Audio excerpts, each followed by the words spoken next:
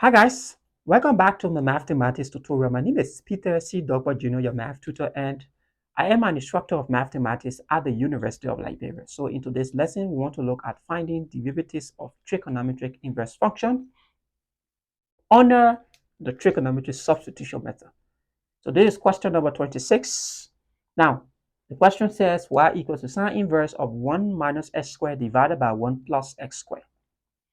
So our goal is to ensure that this expression ends up into some sine of an angle. So we have a hint. We know that cos of 2 theta is equal to 1 minus tangent square theta divided by 1 plus tangent square theta. Similar to 1 minus x squared divided by 1 plus x squared. Now, someone is asking, but why should we think of using cos since we want this to be sine? So we can also bring in the co-function identity for cos.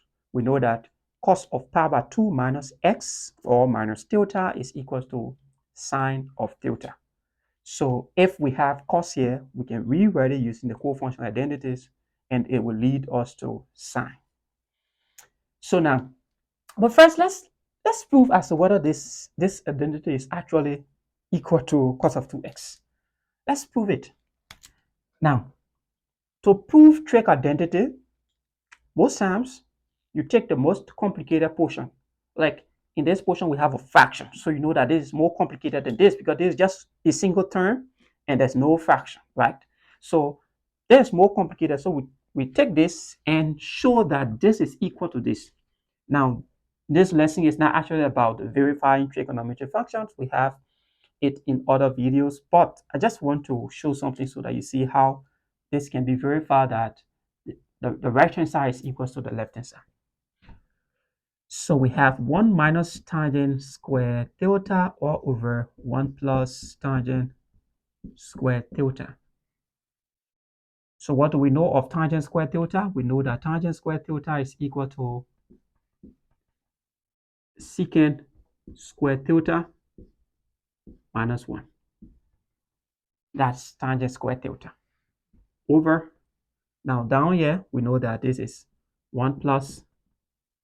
Now what is this? What is this guy? 1 plus tangent square theta is just equal to secant square theta. So in the numerator now we have this and this is negative, and negative times negative is positive. So what do we have? 1 plus this 1 is 2. So this gives us 2 minus secant square theta, right? Now, let's go. So 2 and this. So we can say 2 all over secant square theta. We can just factor out this 2. We will have 1 all over secant square theta, which of course it is cos square theta. And then minus. So there is secant square theta now divided by 1. So this is, let's say, divided by secant square theta. So it's secant square theta divided by secant square theta. So this whole thing is just equal to 1. What do we also know? We know that the Pythagorean identity, cos square theta plus sine square theta is equal to 1. So what we can replace this 1 now with cos square theta plus sine square theta. Now, this negative now affects both terms. So this and this will give us negative, and this will also be negative. So we can get rid of this as well. So 2 cos square theta minus cos square theta is just equal to cos square theta minus sine square theta.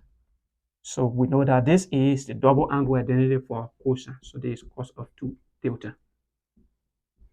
Now, so at least we have proved that this is actually the identity. But let's go now to the problem. Let's go to the actual problem. So we can now say let x equals to tangent of theta. Now if we take tangent inverse on both sides, that is, we want to solve for this theta. So we take tangent inverse on both sides. So tangent inverse of x will just be equal to theta. So let's keep this because we will use it. Now y equals to sine inverse of 1 minus x is tangent of theta, but since it is square, so we say tangent square theta, divided by 1 plus tangent square theta. So this entire expression is just equal to cos of 2 theta. But we don't need cos of 2 theta, we need sine of theta right in here. We need sine of some theta. So we know that cos of pi by 2 minus theta is just equals to sine of theta, or sine of pi by 2 minus theta is equal to cos of theta. So where are we leaving from? We are leaving from cos of 2 theta to sine. So we're leaving from here to this one. Now because this is cos of theta, the coefficient here is 1, so the coefficient here as well is 1. So if this is 2 theta, it means this will be 2 theta. So we can use the second co-function identity, which is now equal to sine inverse of sine of pi by 2 minus 2 theta.